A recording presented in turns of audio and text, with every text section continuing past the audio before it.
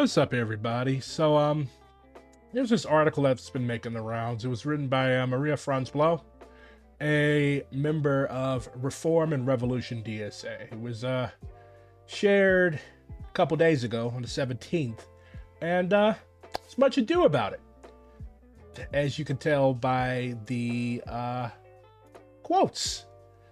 Let's just choose some of the more spicy ones.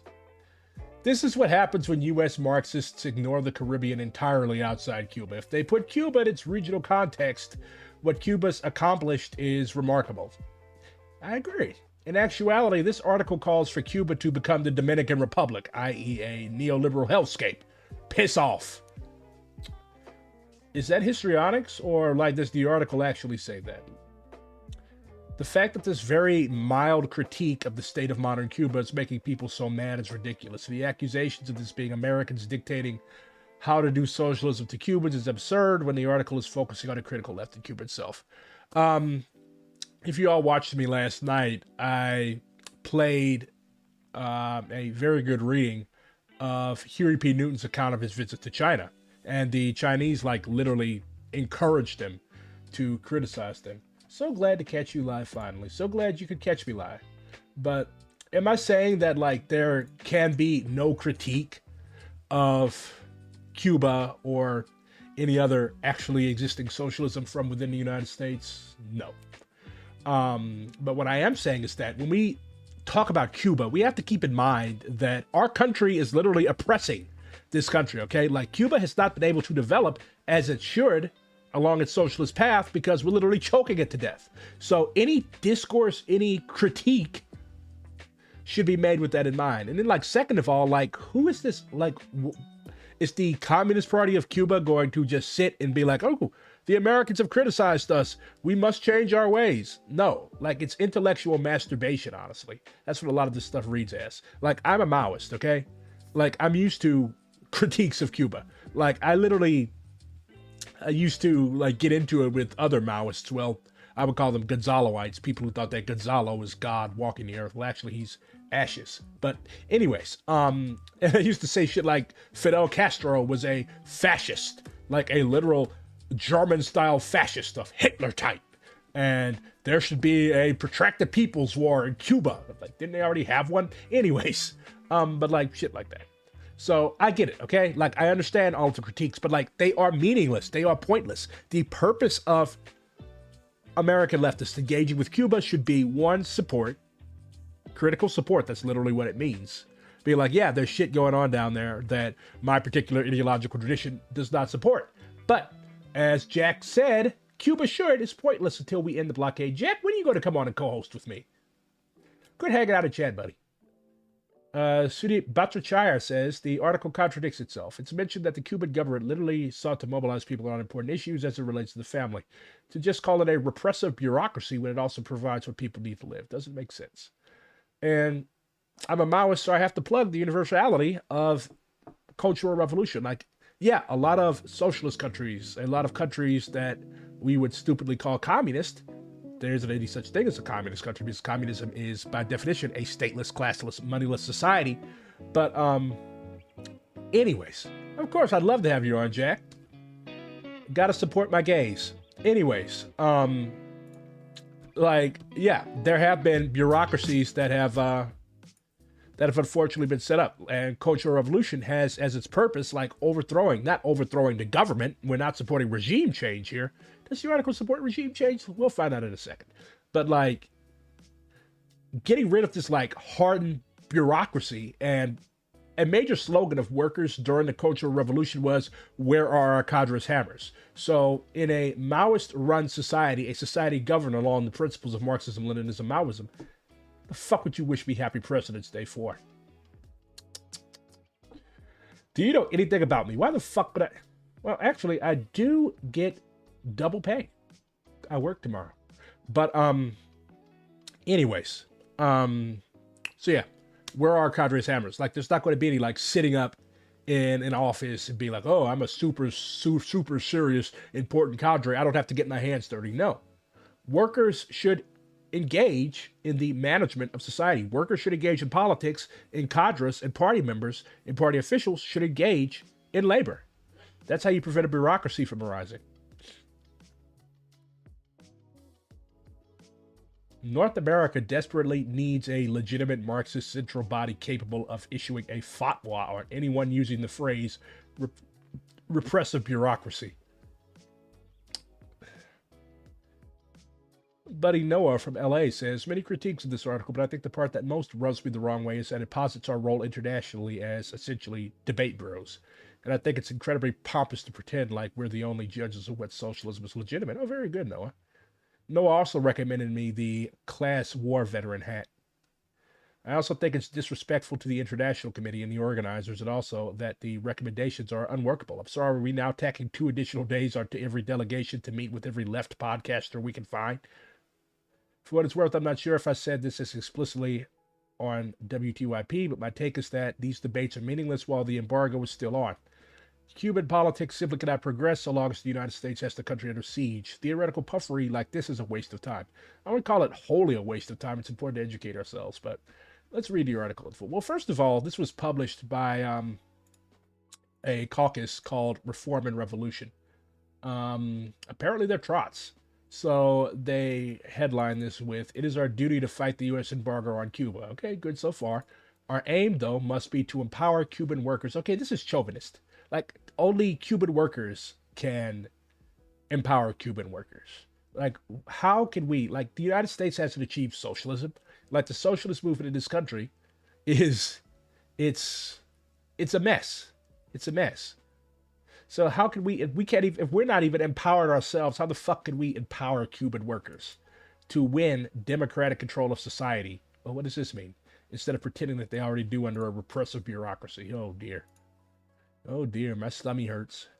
So this is Reform and Revolution. This is the caucus that the person that wrote this article is a member of. And let me make it clear, like, I'm not here to dump on anybody. I'm not here to attack anybody. I just saw a bunch of people talking about this and I'm like, oh, what's the big deal? So, readings. You could always tell a lot about a caucus by their readings. DSA is a broad, multi-tendency socialist organization that brings together activists to discuss and fight back against capitalism. As a caucus within DSA, we want to build DSA for DSA to have an impact in the struggle against exploitation and oppression, and to educate new socialists. In terms of building the broad socialist movement, our first tasks are to be part of DSA's efforts to spread socialist ideas, recruit to and build US DSA, blah, blah, blah, blah, blah. Below, you will find a list of political materials that we believe can provide a rich and robust addition to the Marxist and socialist movement within DSA. Members who ultimately join can find some of these materials in our new members reading program. Foundational reading. So they have their platform. I'm not going to go through all that. They have magazine issues of their Reform and Revolution. They have the Communist Manifesto, okay. The Ludlow Amendment, what the fuck's that? Socialist Workers' Party, okay. Trot's, June 1975. It's old. Okay, so you have Trot document number 1. You have Socialism, Scientific, and Utopian by Engels. Okay, good. Solid recommendation. Lessons of Chile. Socialist Alternative. Okay, another Trot thing. Or The State and Revolution, Lenin. Okay, good. A classic. United Front, Leon Trotsky. Okay. So, Fight for 15, Socialist Alternative. Race, Class, and Marxism, socialistworker.org. Okay, more Trots. How Abortion Rights Were Won. Socialist Alternative. Labor's Giant Step. 20 years of the CIO. Who published this? Pathfinder Press, I believe. Those are Trots too. Jesus. Ice Pick Central here. Teamster Rebellion. Farrell Dobbs, Pathfinder. 16-page little pamphlet. Okay. Oh, yeah. They're Trots. But, I mean, DSA is an open forum. Trots are allowed to join DSA. Am I a big fan of Trots? No. I don't like riding the toilet all fuck that. I don't like diarrhea. But let's see. What else have we got? Jack says this article got me agreeing with groundwork I never thought I'd see the day. So Maria Franzblau A report from my participation in DSA's delegation to Cuba. There are no boundaries in this struggle to the death. We cannot be indifferent to what happens anywhere in the world, for a victory by any country over imperialism is our victory, just as any country's defeat is a defeat for all of us. Che Guevara, 1965. Okay. Very good call for proletarian internationalism. In late October, I traveled to Havana with over 40 comrades as part of the Democratic Socialists of America's first official national delegation to Cuba. For 5 days, our delegation, which was hosted by the ruling Communist Party of Cuba, PCC, met with government ministries and mass organizations, visited Havana neighborhoods, and donated medical and school supplies for local hospital and primary school. Okay, dope. The political content of this delegation was focused on arguably the single biggest crisis faced by Cuban society today, the criminal economic embargo imposed by the United States government. The U.S. embargo, commonly known in Cuba as El Bloqueo, blockade, was put in place shortly after the victory of the revolution and blocked nearly all U.S. trade with the islands. In Havana, you can see some of the effects of this devastation, such as crumbling public infrastructure, long lines for food and gasoline, shortages of basic goods and medicine, and regular blackouts. The crisis has reached new intensity in recent years, caused by new sanctions under the Trump administration and maintained under Biden. The effects of the COVID-19 pandemic on tourism and decreased oil imports from Venezuela.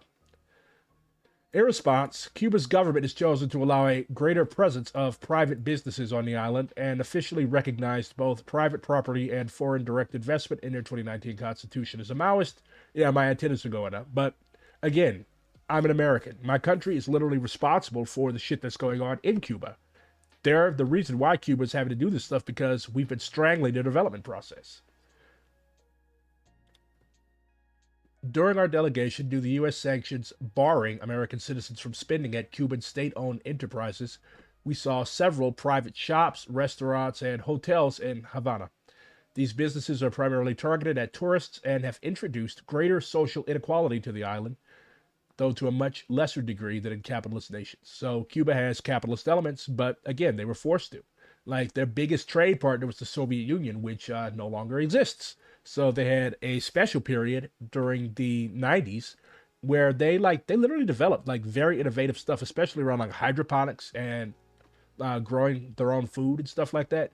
Well, I mean, they knew how to grow their own food, but they knew how to grow it like using environmentally sustainable techniques that used as little land as possible. So that's pretty dope. I think I talked about it on a previous stream a few months ago.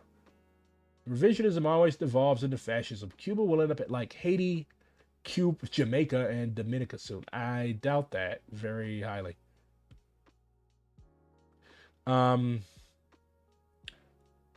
Another impact has been austerity, including a December 2023 proposal to either cut rations or raise fuel and electricity prices, with top officials citing Cuba's recent 1 to 2% GDP decrease and 30%, Jesus Christ, 30% inflation rate is justification.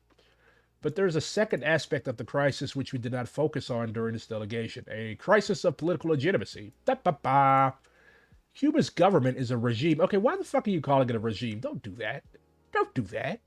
That's what the enemy does. That's what the State Department does. That's why people are calling this a State Department article. Do I think that this person literally works for the State Department? No, but you have to watch your language when you write stuff for public consumption. Other leftists like me will jump down your throat. Like, Cuba's government is legitimately elected, and it has the mandate of the people. Are there problems? Yes, but we should not be calling it a regime. The United States has a regime. Great Britain, well, not so Great Britain, has a regime. France has a regime. Cuba's government is a regime where decision-making power rests in the hands of the Central Committee of the Communist Party of Cuba, okay, the only legal political party, okay? That's kind of the standard. Like, why, if Cuba like allowed multi-party democracy, you'd have a Gusano party that would be backed and funded heavily by the United States that would take over the island and let the mob come back, and it would be pretty horrible. Well, maybe not the mob in its exact form, but you have, we're talking about like foreign direct investment stuff, which I'm glad the author agrees is a problem. But you're talking about that as a problem. What the fuck do you think is going to happen if the heavily funded and armed by America Gusano party, the Worm party, is allowed to operate in the country. It's not going to be a good time. Alongside its bureaucracy, Trots really loved that word, while the elected legislature is a disempowered rubber stamp committee. Legally recognized mass organizations we went with on this delegation, like the Committees for Defense of the Revolution, the Federation of Cuban Women, and the Workers' Central Union of Cuba, are loyal to the bureaucracy while independent political organizing is repressed. Okay, this country is literally under siege. Am I a supporter of like smashing and stomping our dissent Stalinist style? No. But you have to keep in mind, like, this country has been under siege from our country. So their enemy, their biggest enemy, is 90 miles away from their shore. So yeah, they're going to take measures like this. In prior decades, the party could rely on the gains of the revolution, which continue to advance, and the formidable leadership of Fidel Castro as a source of legitimacy. But as the economic crisis threatens the country's social programs and leadership has passed to the less popular Miguel Diaz-Canel, Cubans increasingly show dissatisfaction with life on the island. We see this in the mass protests of 2021, similar localized demonstrations against shortages, and nearly 5% of the population immigrating in the past 2 years. Those are pretty heavy numbers. Of course, these crises, particularly that of the bureaucracy, must be put into context. Let's see how you put it into context, Maria. The context of what it means to defend a socialist revolution in a poor Caribbean nation 90 miles away from the most powerful capitalist empire in the world. Cuba has faced economic sabotage, an attempted invasion at the Bay of Pigs, actually several attempted invasions. They didn't quit after that. Assassination attempts on its leaders, terrorist attacks from far-right Cuban exiles, the collapse of the Soviet Union, and Stalinism. Oh, here we go. Trots. I'm going to have to run to the toilet in a minute in Eastern Europe. And with that period of dramatic economic change in a very short time frame and groundlessly being placed on the state sponsors of terrorism list in 1982 and again in 2021. But just because these crises can be attributed to external forces doesn't mean that every decision of the state has been correct or that every mistake has been inevitable. Nor does it mean that we, as U.S. socialists, should be apathetic to the internal issues and debates of Cuban socialism while we narrowly focus on our own ruling class. Okay, you should focus on our own ruling class because, in major part, our own ruling class is responsible for why Cuba is having these issues. Like 95% of the issues that Cuba faces is because of the United States. So shit like this is, like Noah called it, it's intellectual puffery. Like, who is this for? I understand it's for DSA. It's published on the official organ of Reform and Revolution. But like, are the Cubans going to read this? No. Are they going to read this and be like, okay, we have to change our ways. We have to change our ways. Like, the Americans have criticized us. No. Intellectual puffery. That's what this is. To truly learn from the revolution and to arm ourselves with the best analysis and messaging to fight the embargo at home, we must learn from the whole of this socialist project's successes and failures. And yeah, when socialist countries make mistakes, or when countries that call themselves socialists, that have moved in the direction of socialism, rather, when they make mistakes, yes, we should learn from them, but we should not rush to write these puff pieces like this to make ourselves feel good. I must also reaffirm that the revolution remains an inspiration as a testament to the gains working people can make when they seize power and resources from the capitalist class. In Cuba, we saw a healthcare system with free, universal treatment and doctors ingrained in every small town and barrio, while back home in the richest nation on earth, millions of people can't afford basic healthcare. We saw an education system which provides a free, quality education from primary school to university with a national curriculum, without the fragmentation, incoherence, and racial segregation present in the American system. We saw a religious, machista society which had in 2022 legalized same-sex marriage and adoption, and had already secured free abortion and gender-affirming care on demand, while states across the U.S. roll back our most basic rights to bodily autonomy. Cuba's socialist project, even with a repressive state bureaucracy, here we go again, and crippling economic crisis caused by who, has made important achievements for the workers of Cuba and the world. It is our duty to support them against vicious attacks from imperialist powers, which begins by ending the U.S. embargo. In giving this support, though, our aim should be to empower Cuban workers to gain democratic control of their country and government rather than pretending that this is already the case. Okay, first of all, what is that going to look like? Second of all, who the fuck are you? Who the fuck are you? Like, this is people are calling this like white man's burdenism and chauvinism. And yeah, take up the white man's burden. Teach the Cubans how to do socialism good. America hasn't even done socialism good. America hasn't even done socialism at all. So who are we to empower people or write things like this, implying that we actually have something to teach the Cuban people? If anything, the Cuban people have things to teach us. During my time on this delegation, I think we succeeded in educating ourselves on the impacts that the embargo has had on Cuban society, convincing many of us to consider organizing against the embargo in our own chapter. So you're writing this after you return from your delegation, from our delegation to Cuba. We were invited to Cuba. So when you're in somebody else's country, like, you have to keep in mind that you're a guest, especially if you're an American. Don't play the ugly American. Don't come back and then like just write stuff like this. And am I opposed to all criticism? No. But it's kind of low. It's kind of dirty to be invited to this country that has a lot to teach us and then come back and call it a regime or talk about repressive state bureaucracy. Like, that's rude as fuck. That belies no home training. I believe we were far less successful, though, in understanding Cuban socialism in its full complexity or considering how to apply our findings to our organizing in the U.S. Because we were hosted by the Communist Party, the vast majority of our itinerary involved us meeting state or party officials and representatives from the party's mass organizations. Okay, that's dope. Like, I would love to go out on this delegation. Maybe I'll go next time we're invited.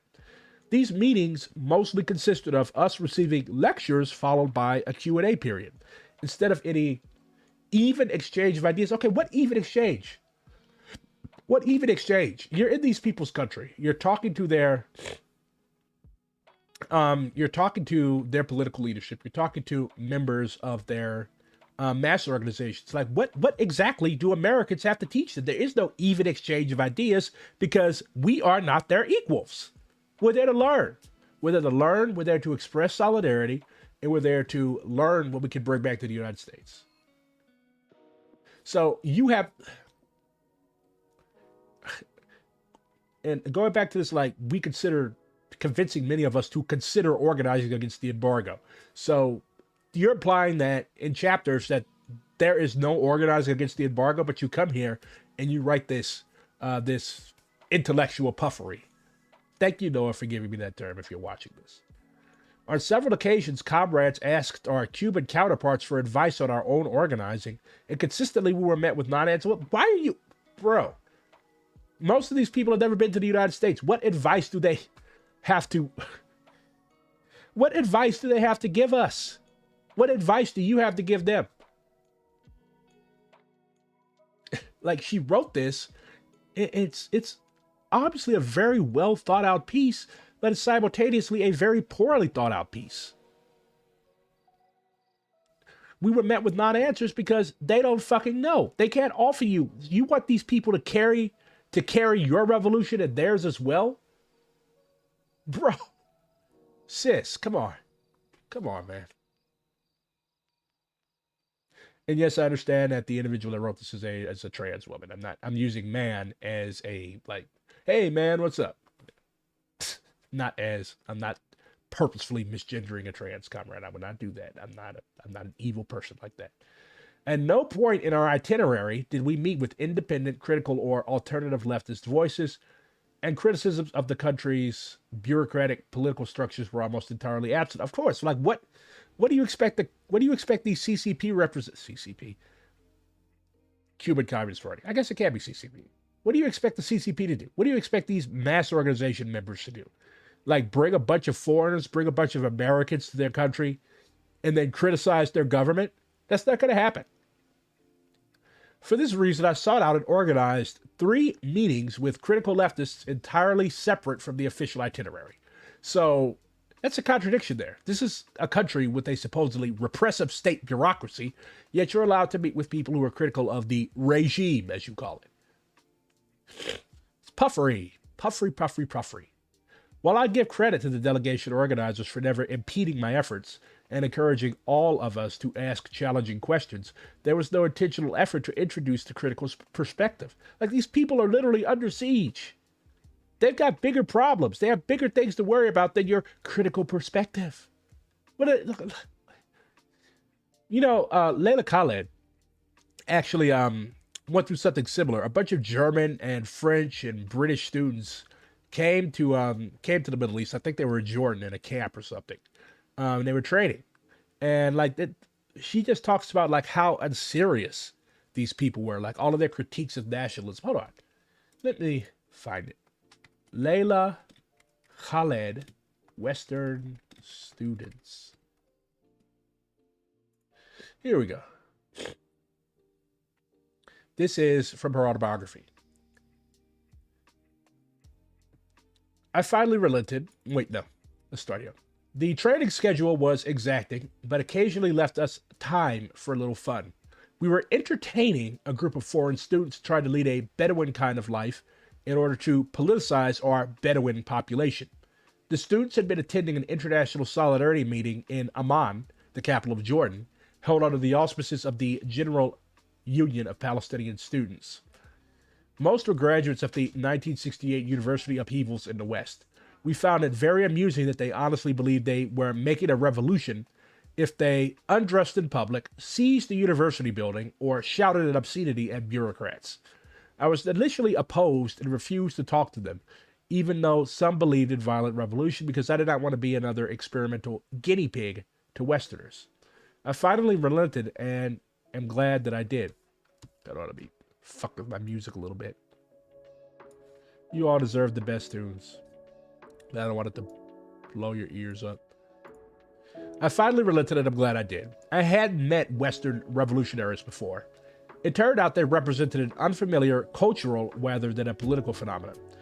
Some seemed to have read the history and political literature of the left, but most regarded the Marxist-Leninist leaders disdainfully, with the exception of the young Marx, who held some sort of fascination for revolution. Some Americans were quite serious and believed in the historic mission of the working class and were making plans to integrate themselves with the masses. What astonished us most about this group was that they were opposed to nationalism, a doctrine we'd hold dearly as a colonized and dissipated people. Some believed in violence for the hell of it and in students as revolutionary agents of history. But the majority were inclined towards guerrilla warfare as a guerrilla theater as a means of making revolution. They performed a little for us. As they were departing, I was rather struck by a French anarchist student who proclaimed, "Let chaos reign," and by a German who echoed the same sentiment. I exclaimed that the Palestinian people were an example of a society in chaos without authority and leadership, which as a result was left at the mercy of the Zionist oppressor. I asked them what could they prescribe for us in order to overcome our kind of alienation. Beards, long hair, and toy guns? They merely paused. They smiled. They reflected. They inhaled and passed their joints on in universal wonder. That's what I thought about reading this. So she talks about Citisex, Mariela Castro, and the family code. One of the most significant political developments in Cuba's recent history was the passage of the 2022 Family Code, which legalized same-sex marriage and adoption and granted several other rights and recognitions to queer people. Initially, the provision on same-sex marriage was intended to be part of 2019 Constitution of Cuba, but after counter-pressure led by the churches, the government removed that provision and pushed it to a separate vote. So this is supposedly a repressive regime, a repressive state bureaucracy, but they're responding to pressure. The party and its mass organizations campaigned extensively for the adoption of the Family Code and held public meetings across the country to allow citizens to give their feedback. Meanwhile, a notably large no campaign against the Family Code was led by the churches and right-wing dissident groups through social media. So this repressive regime allows right-wing dissident groups? While the referendum passed, no received 33% of the vote, which is remarkably high for a government initiative in a one-party state. So she's undermining her own thesis here. It's also kind of fitting considering this article was written by a Trot, and Trotskyism was one of the most popular tendencies with students in the New Left in the 60s. That is also very true. Isn't being queer still hella stigmatized? I don't think so. A large part of the credit for this advancement belongs to the Cuban National Center for Sex Education, commonly known as CINESEX. This is a state-funded body known for advocating LGBTQ rights, led by Mariela Castro, niece of Fidel. This group has played an important role in advancing LGBTQ rights and struggling internally within the Communist Party against more socially conservative trends. It is also, though, the only state-sanctioned advocacy group on this topic, while independent formations are repressed. The party has had a remarkable transformation on LGBTQ rights over its 60-year history in power. For the first 2 decades of the revolution, the party took an actively homophobic stance as the state forced gay men to work in labor camps in the late 1960s, and Fidel Castro openly used homophobic slurs and declared that a homosexual could never embody the characteristics of a true revolutionary. How wrong he was. In a 2010 interview, Castro, being the true cadre that he was, took responsibility for the labor camps and expressed regret for abuses in them, but did not apologize or acknowledge the camps as an explicitly homophobic policy. Through decades of research, organizing, and internal struggle within the Communist Party, CINESEX and Mariela Castro have helped transform Cuba into one of the most progressive nations in the world, let alone in Latin America, on queer rights. In many ways, the family code represents the bureaucracy working at its best. They corrected an error in the party stances under the pressure of queer Cubans in the international movements for those rights, used mass meetings to influence public opinion and respond to it, and mobilized the party and its mass organizations to advance a yes vote to expand women's and queer rights. But a lack of independent organizing of popularly controlled institutions means that this was necessarily a slow-going and a top-down process. Who gives a fuck? It still happened. It still happened. It still got results. Why are you so focused on criticizing another country's system? Never mind a country that is oppressed by your country. Put bluntly, Cuba's transformation on queer rights was facilitated in no small part by Mariela Castro's position as a prominent figure in the party bureaucracy with a famous family name. Ooh, great man theory, lovely.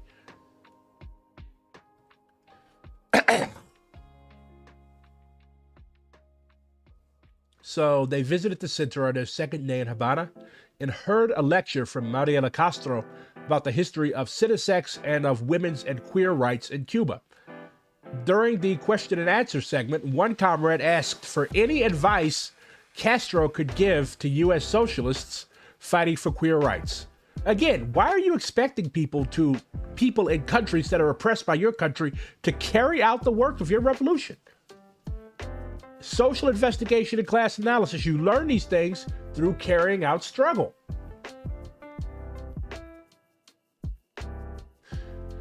Then she talks about how Castro dodged the question regarding advice for U.S. socialists. Hold on, let me turn this music down. It's distracting me. It's my ADHD. Anyways.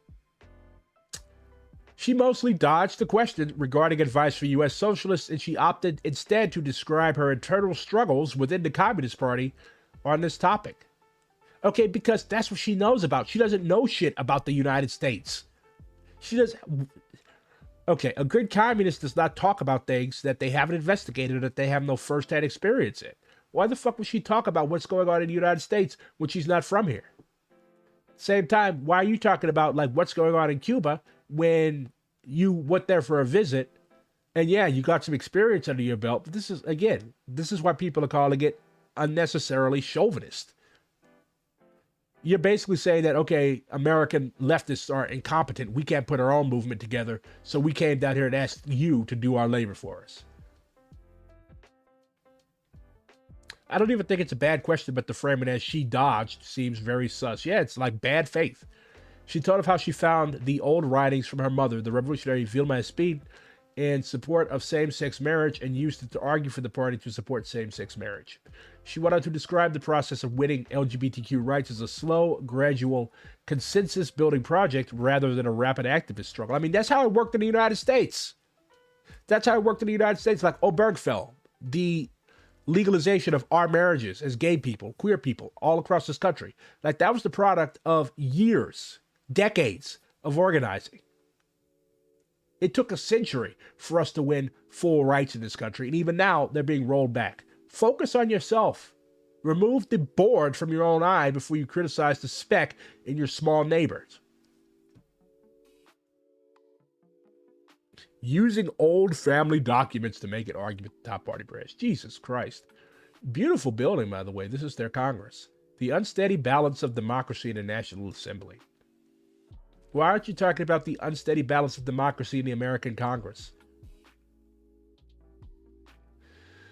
So she met with Homero Acosta Alvarez, Secretary of the National Assembly, for an explanation on how the Cuban government functions. He explained that in their system, there are elections for municipal, provincial, and national assemblies. Multiple candidates may compete for the same seat in local elections, while there is only one candidate per seat for national elections, and voting is done by approval.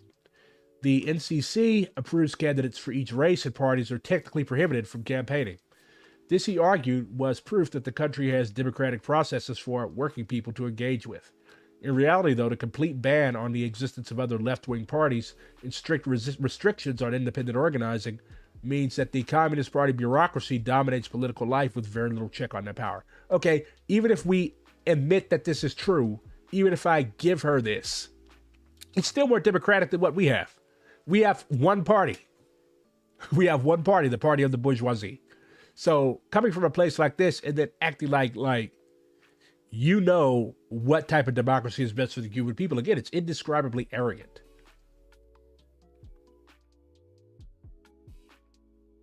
And she even acknowledges that there's an advantage over the bullshit that we have here. I was going to say enjoy, but we don't enjoy none of this shit. Certainly there are some advantages to Cuba's system over that of a bourgeois democracy like the U.S.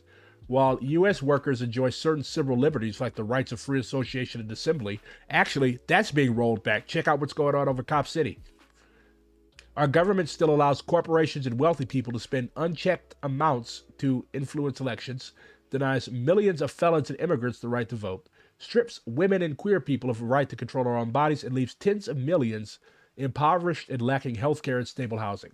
I've seen more homelessness on the streets of Los Angeles than I ever did in Nevada. By contrast, the planned economy in Cuba allows services like healthcare, housing, and education to be provided for free, or in the case of state housing, with rents capped at 10% of family income to the whole population. In high school, I was taught that your rent should be like 33%. In Cuba, your rent is 10% of your income. That's dope. 33% versus 10%. And the government will actively solicit input from ordinary people when considering big reforms like the 2019 Constitution or a subsequent family code. I understand, like in the United States, you have referendums, but they don't take those seriously. Like, you vote on something, or you go to one of these bullshit staged kangaroo town halls, and you speak your piece, and the rich still do what they want to do any fucking ways. People still do what the fuck they want to do anyways. Why? Because they've got money. Money rules. Still, none of this alters the fact that Cuban political life is controlled by the impenetrable. Like, all of these words are not necessary. This is hyperbole. This is, man, God's grief. Impenetrable Communist Party bureaucracy, and not by the working people themselves. Mass consultations take place and go away when the bureaucracy wishes for them to, and proposals are accepted or rejected on the same basis. Meanwhile, the creeping introduction of private business and austerity measures takes place completely outside of workers' control. Ugh. So she talks about the July 11th, 2021 protests. The largest demonstrations in the country's post-revolutionary history erupted across the island. Thousands of protesters poured into the streets in response to the economic crisis caused by U.S. sanctions and the COVID-19 pandemic, instability caused by the unification of Cuba's dual currency system, and political frustrations with the government. The government replied by condemning the protesters as counter-revolutionary, arresting hundreds of people and using police to disperse protests, and implementing only small temporary economic reforms. Okay, they do that shit in the United States. They shoot rubber bullets at you. Remember the George Floyd protests in 2020? I saw a girl's eye get put out by one of those in Minneapolis. Like, all of the shit that you're criticizing, it's happening in your country. What are you doing to stop the shit going on in your country? Like, again, who are you to talk? Who are you to talk?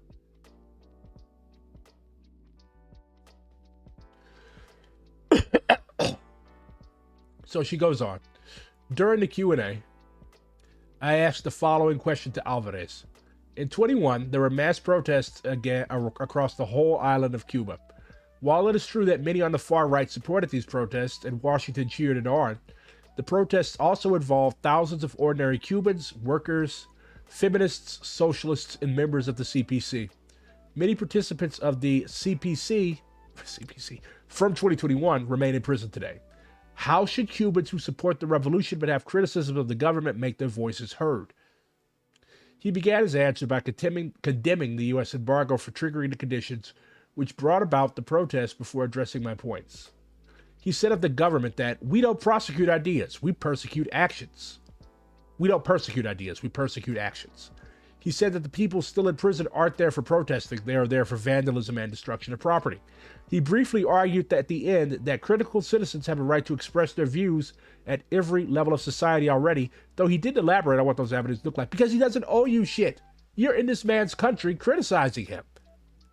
As a person from the country, that's literally the reason why they have to implement these austerity measures in the first place. If Cuban socialism falls, it's going to fall because of the United States, your country. What are you doing? 100% of your time and energy should be focused on getting the embargo, getting the sanctions on Cuba lifted. How dare you go to this man's country, this country that is suffering because of you, and criticize him, or criticize his government or the way that they do things. Cubans have the right to criticize us because we're making them fucking suffer.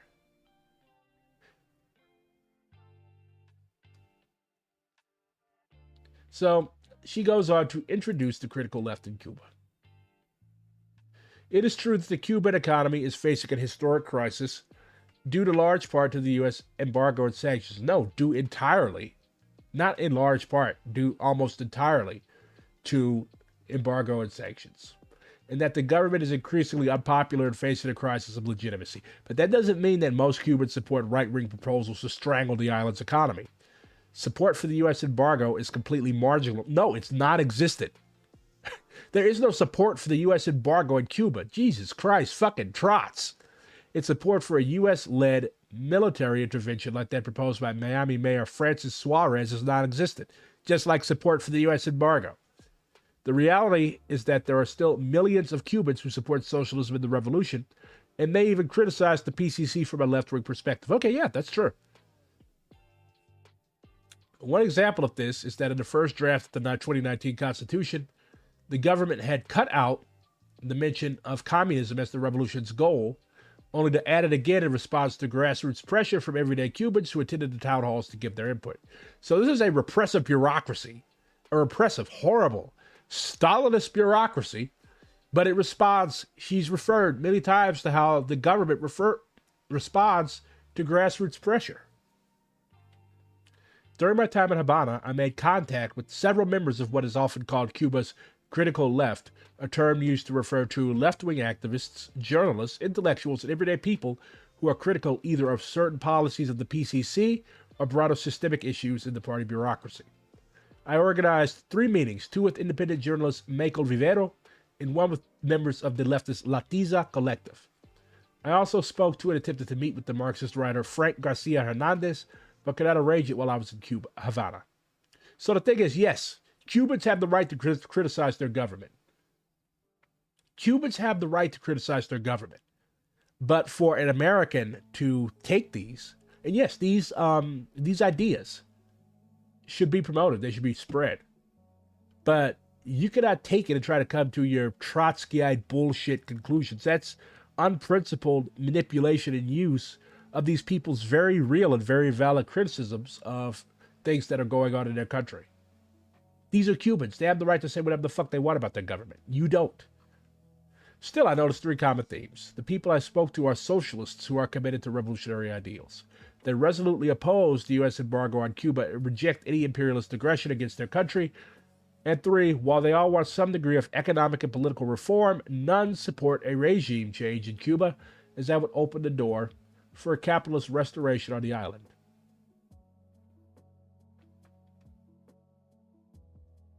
So she met with Michael Vivero, who said that many young people have given up on political ideals and instead have come to view immigration to capitalist countries as the surest path to a better life. Politically, this has most benefited the right wing of the opposition, as they can receive funding and political support from the U.S. and propagate their messages through social media. By contrast, the critical left, as it is currently constituted, is weak and marginal, repressed heavily by the government, and lacking the external support given to the right-wingers. Still, Vivero acknowledges that the single biggest factor impacting Cuban society is the crushing U.S. embargo. The tightening of sanctions under the Trump administration has led to shortages of food and medicine, undermining the state's social programs and forcing it to allow more private businesses to take hold. So what you're criticizing, which is a very real problem, it's directly tied to the U.S. government, which you are impotent against. Why? Because you're focused on this windy puffery.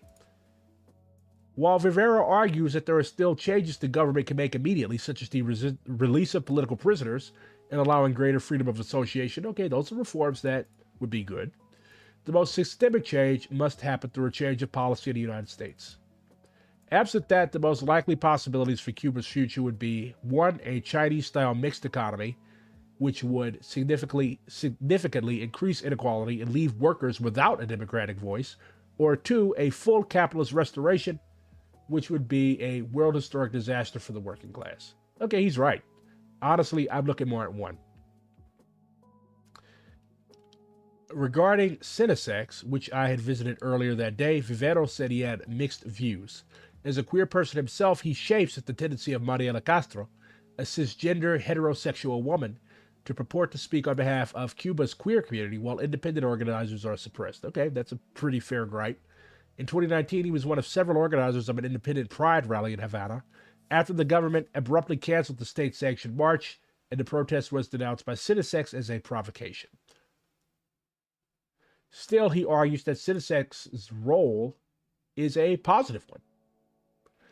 Okay, so what she's doing is she's taking these people's valid critiques of the society and trying to draw her own Trotskyite conclusions from them. You can't do that. That's unprincipled. Vivero was hanging out with several of his friends, all communists and leftists who enjoy talking politics and joking around. We joined them, huddled in the dark, enjoying beer and music. We asked a few questions to the group about Cuba. Interestingly, 2 members of the group were Communist Party members with jobs in the government. You're in the same room, hanging out socially, drinking beer with members of this repressive state bureaucracy. One person who works as a local municipal deputy said that she is fully pro-government, but that hers is now a minority position. The other party member concurred, but argued that the problem came down to food, water, and medicine, and that all of Cuba's problems could be solved if the embargo was removed, which triggered a brief but fiery debate over whether political change is also needed. My task, translating a group of fast-talking debaters in a loud room to my 2 DSA comrades who didn't speak Spanish, was not enviable. Oh, poor you. And this is an interesting take on the July 11th protests. They were an expression of Cuba's workers and poor. They may not understand the full scope and context of our country's problems. Wow. Wow. You say that workers and poor people are stupid or something? But they're demanding resources they have a right to. They also demand political freedoms and the ability to control their own government.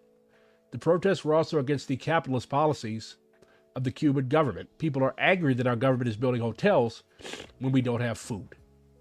Why don't they have food? Like, again, the full blow should be at the United States. Well, this is interesting. The Latiza Collective, a group of Cuban intellectuals who run an online publication on socialism in Cuba and abroad, autonomous from the state. In my own words, Latiza Collective outlined the following. In your own words, this definitely has been filtered through your own ideological bias. Lenin once argued that if socialism only exists in one nation, it is doomed to being dominated by capital. Okay, Trotsky. This seems to be taking place in Cuba as the country is increasingly economically isolated and strangled in ways to secure revenue dry up. The national response to this pressure is to introduce market reforms like China and Vietnam have done, but this has been the subject of intense debate within the party leadership. However, as the situation grows more desperate, the government seems to have come to the conclusion that it can introduce capitalist production but with socialist distribution. The greater presence of private businesses also led to a number of entrepreneurs becoming members of the Communist Party. Oh no. This raises an issue, though, which concerns many young people. Is the revolution a project which is being actively constructed, or an inheritance which they must simply defend? Many young people would like the opportunity to construct socialism and have a role in the decisions that get made. Okay, fair. For instance, through the popular control of market reforms. Oh. Reflections on DSA's international approach. Definitely nothing spicy here. Internationalism means more than just solidarity. Yeah, it means changing your government's shitty policies and ultimately overthrowing your imperialist government. Within the global capitalist system, international events have repercussions for all countries. We see in Cuba's history, for instance, how thoroughly their socialist project has been impacted by the fall of the USSR, the rise and fall of the pink tide governments in Latin America, and U.S. foreign policy. For this reason, U.S. socialists must be invested in and engaged in these debates. Seeking to learn from the successes and failures of international class struggles is seeking to teach others from our own. What do Americans have to teach Cuba? What do Americans have to teach Cuba? Like, every fucking trot that I've run across has been chauvinist and arrogant as fuck. The fucking IMT, I got into it once in St. Louis. They have a chapter here because they basically dumped on the fucking Black Panther Party. Like, who the fuck are you people? Who the fuck are you people? The IBT, the International Basement Tendency, that's what you all are. While the vast majority of DSA members would agree with the importance of an international movement for socialism, there is significant disagreement within our organization about what specifically our role in its formation should look like. When DSA engages with socialist parties and organizations in other countries, should we do so as diplomats? What do you mean diplomats? We're not in the government. Well, AOC doesn't count. We don't control the government. We don't have the authority to send out diplomats. We're organizers and solidarity representatives. That's what we are. We're not diplomats.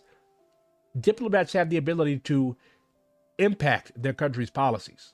Our goal should be building a strong enough movement that could topple American imperialism. Should we seek a relationship of collaboration and discussion with the international left, including debates on strategy, or should we simply seek to learn from them? Learn from them. How the fuck can we debate as equals? What the fuck have we done? We allowed Trump to be president. We allowed Biden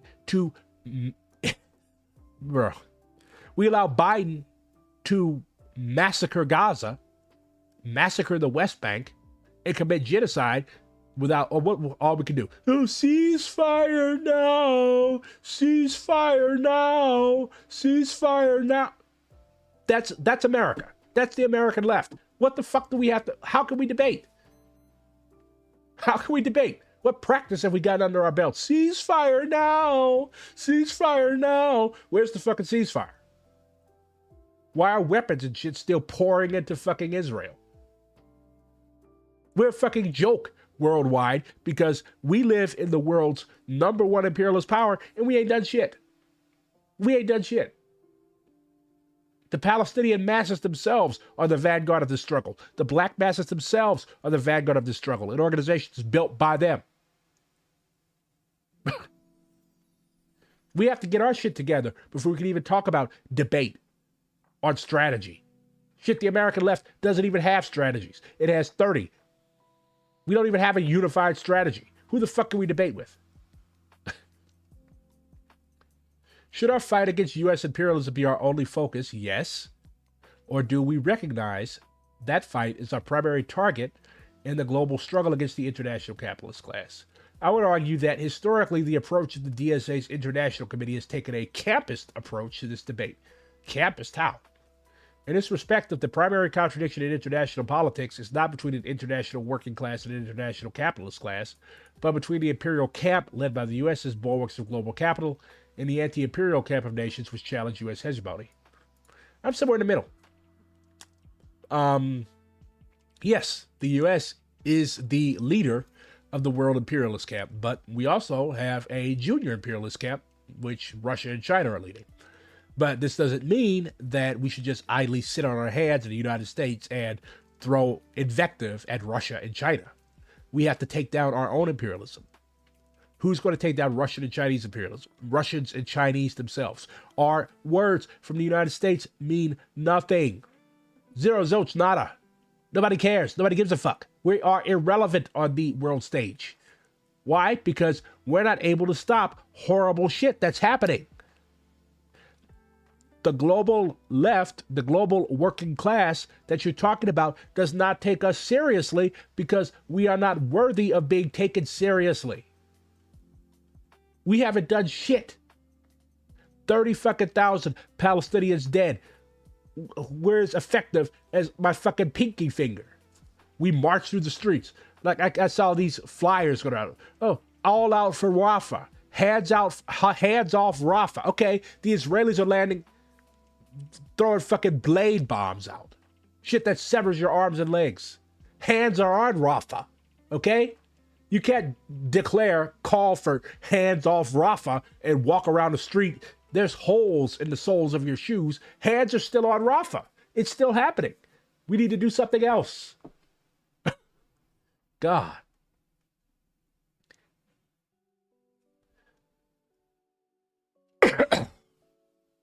One more article, bro. I swear, bro. One more article and we will solve the international proletariat's problems, bro. Just come on. Trust me, bro. While the makeup of members of this delegation was diverse and multi-tendency, including members from every major caucus in DSA, the format of its trip and its messaging fell firmly within the campus approach. How? A significant part of the delegation's goals were to model normalized relations with Cuban officials. Okay, that's a noble goal. And our internal political analysis has consisted mostly of a focus on ending the U.S. embargo and praise for Cuban socialism without a widespread reckoning with the internal crises and contradictions that are present. That is for Cubans to do. How the fuck are we going to reckon with the internal crises and contradictions when we are not internal to Cuba? The International Committee is right. Our goal should be to focus solely on ending the embargo because we actually have a say in that. We are U.S. citizens. We are not Cuban citizens. God, this is dumb. This is what I get. This is my first time like thoroughly reading this. I just skimmed it and I was like, But like, yeah, now that I put these pieces together and I'm actually sitting here reading this, yeah, this is horrible. This is no good. This should not have been published. It makes me sad. The delegation still represents a positive step for DSA's international work, and I'm confident that the resulting discussions, debates, and follow-up actions which arise from it will lead to a growth in activity and consciousness around ending the embargo. What is it with Trot and this fucking HR speak? One thing I love about fellow Maoists is that we get to the point. We get to the fucking point.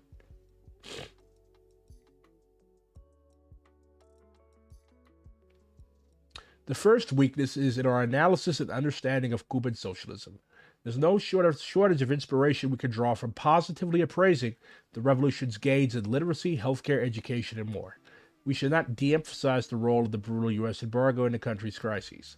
But one cannot simply understand the full picture of Cuba this decade without also understanding the political repression of independent organizing, the threats that private business and austerity pose to the socialist economy, or the crisis of legitimacy that the government faces.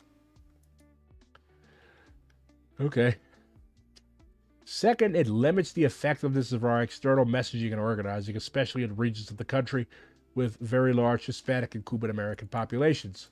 While it is true that there are large sections of these diaspora communities, particularly Cuban exiles, who are hardcore reactionaries and have petty bourgeois class interests, it would be a mistake to treat these communities as monolithic or immovable. In my own experience organizing in Miami, there was a large presence of Cubans in every local struggle, whether it be university students and faculty walking out against our far-right state legislature's system of education, or local Starbucks workers struggling to organize their stores.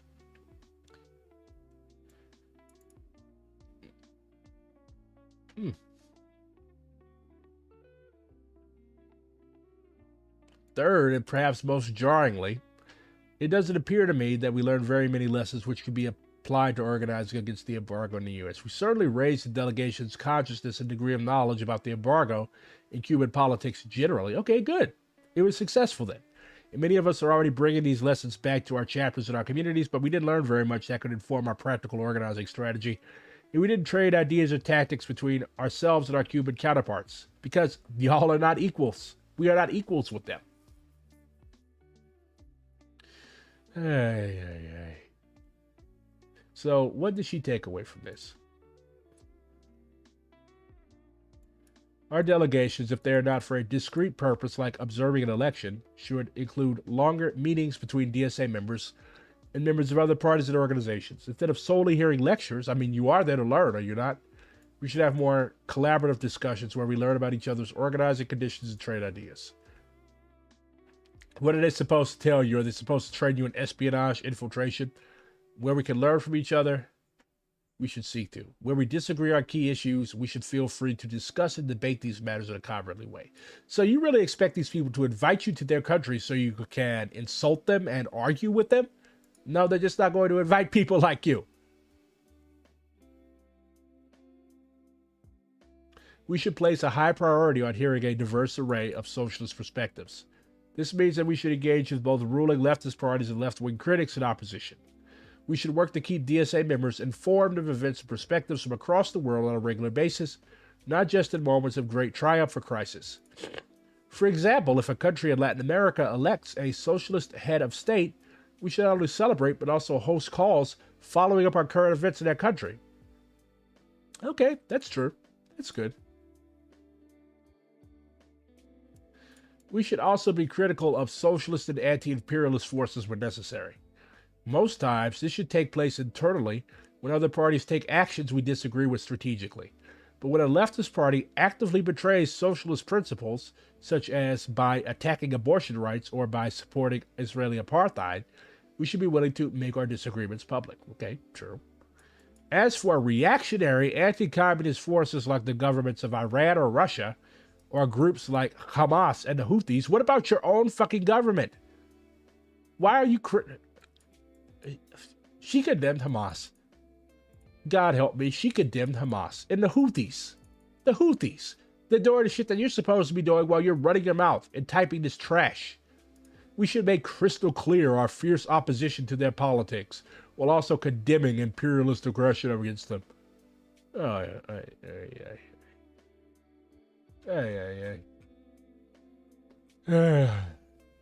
How do I rate this? 1.5 out of 10. This is no good. No. And it makes people outside of DSA, they don't know that caucuses exist. So they think that this is the position of DSA as a whole. I don't like that at all. Not a fan. I feel like this article disproves its own thesis multiple times. It does. This is Western imperialist supremacy sneaking in through the back door. Let other countries define what they mean by democracy and socialism. Don't tell me what it means. Yeah, definitely.